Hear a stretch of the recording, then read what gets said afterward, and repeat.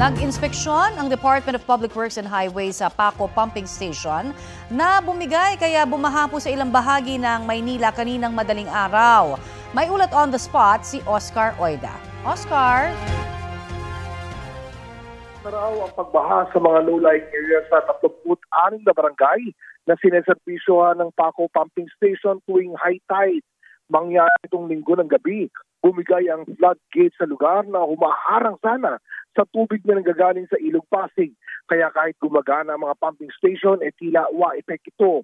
Kanina, nagsadya dito si DPWH Secretary Vince Dizon upang alamin ang sitwasyon at ayon sa kanya ay paiimbestigahan niya ito upang malaman ang naging sanhi.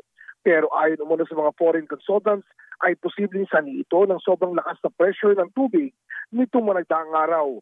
Pagtitiyak naman ni Secretary Dizon, may warranty pa ang naturang floodgate at gagawin ito ng foreign contractor na gumawa nito nang walang dagdag na gastos sa gobyerno. Posible umunong tumagal ng 14 days ang pagkumpuni, kaya ang plano ni Secretary Dizon ay makipag-ugnayan sa MMDA upang malagyan muna ng mobile pumps sa lugar. Connie? Maraming salamat, Oscar Oida.